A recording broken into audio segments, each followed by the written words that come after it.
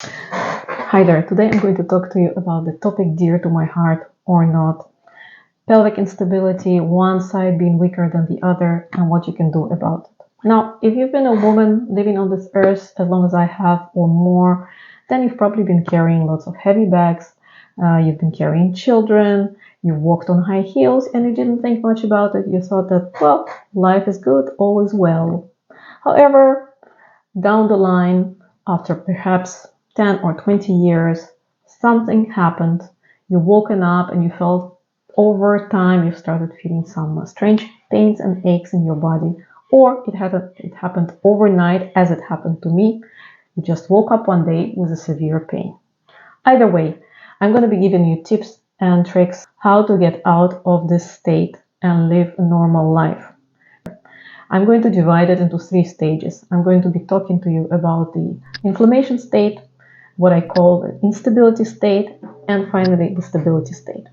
Unfortunately, at the moment, as we know it, this condition is not curable per se, but there are a lot of things you can do to make it quite livable and function normal in everyday life. Let's begin. You might be asking yourself, well, how did it happen? Because let's say if it was an accident, then the origin of the pain is clear. However, if you did not have an accident, then you might be wondering, well, what happened to me? Why am I experiencing this? Now, unfortunately, spine is a very, very complicated structure, and there could be many, many different reasons for this. It could be stress, it could be wear and tear, it could be a combination of many different things. And I recommend not dwelling on the question why it happened to you. Just try to accept it and move forward and know what you can do to get yourself out of this state. Now, unfortunately, this is not to say that I did all of that. I dwelt all too long on this particular point, which was completely fruitless and didn't bring me any relief. So avoid it if you can. Now, in my case, I found that I have facet joint inflammation or facet joint syndrome, as they call it, in the lower back on the right side. Now, you could be suffering from something else, but the tips I'm going to give you should be covering all the types of different pains. However, if you're in doubt, then please go and consult your medical practitioner. Since I'm not a medical practitioner myself, all the tips I'm going to give you are based solely on my personal experience. Okay, so let's begin with the inflammation state. The inflammation state is the acute state where the pain is extremely sharp. It could be nerve pain if the nerve is crushed. It could be radiating to your leg. Whatever it is, you are in extreme discomfort and you're almost unable to function. Now, in this stage, I don't recommend doing any exercises at all. And what helped me tremendously was going and doing Chinese acupuncture. Yes, not just any acupuncture, specifically Chinese acupuncture. And I'm going to explain. Now, Chinese acupuncture to me is like a magic wand. It is so good for getting you out of the inflammation state. And this is so true. And I wish that somebody told me about it sooner. Now, how long you can expect to linger in this inflammation state? Typically, of course, it depends on the type of injury you have and the type of condition you suffer from. But I would say on average it's about 2 to 3 weeks. In this state, you really need to take rest, take good care of yourself, try to de-stress, take some anti-inflammatory painkillers if you really unable to sleep, for example, and schedule yourself for acupuncture. The relief you will feel almost immediately is overwhelming. Go to number 2, state of instability. So the good news, you're out of inflammation state and you can finally breathe with some relief. You can now do some stabilizing exercises to balance your pelvis and strengthen the muscles surrounding the affected area. Now, this phase can take from a month up to half a year, again, depending on your condition. Now, the crucial point, if you do start exercising, and this is something I learned, unfortunately, the hard way, you want to be doing the bilateral exercise. And please avoid the unilateral ones that put too much pressure on either of the sides. Because when you do that, you're still in the instability phase. No matter how small the weight is going to destabilize your pelvic even further and creating more inflammation, thus throwing you back into the first state. And this is something you definitely want to avoid. Now, what type of exercises can you do in this stage? This is your recovery period, and you should be doing mostly isometric type of exercises or static ones.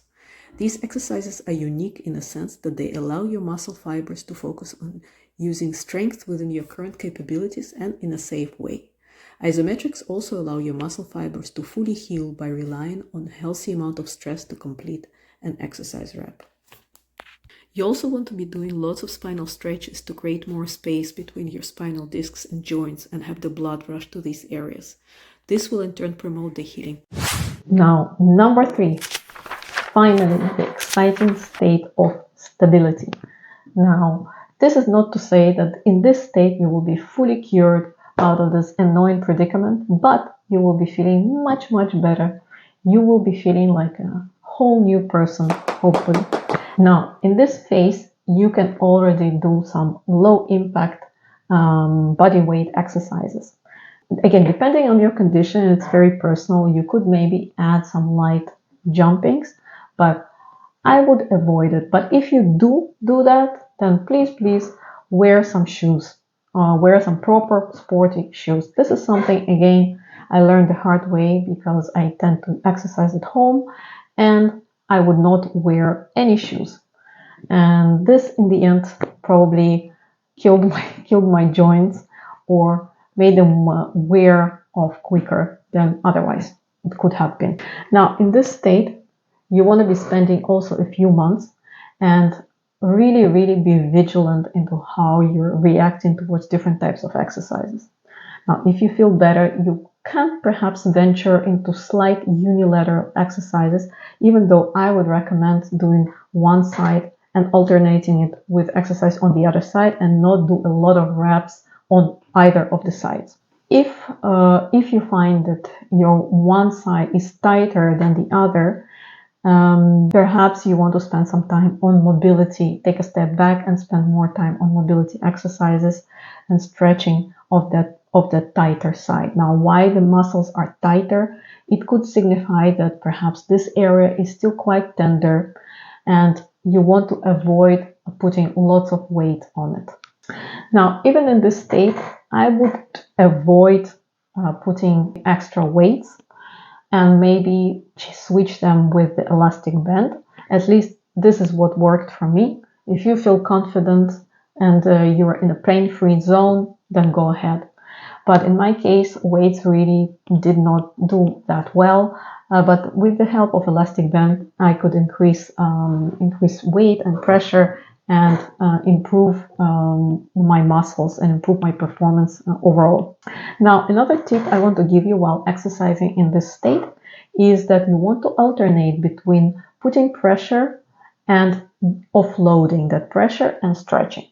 So instead of doing the exercises, all the exercises for whatever time you're doing them, and only at the end stretching, I would alternate. Do one exercises, and then do offloading exercises, and then do some stretching. And then you can go further into new exercises and do the same circle. And be always vigilant into how you react into different types of exercises. If one day you overdid a little bit, take a break the next day.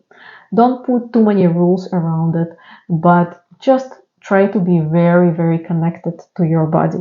This is all I have for you for today. I hope you will be feeling better soon if you don't already, and I hope you found these tips somewhat useful. Please let me know down below in the comments, and I will be seeing you in the next video.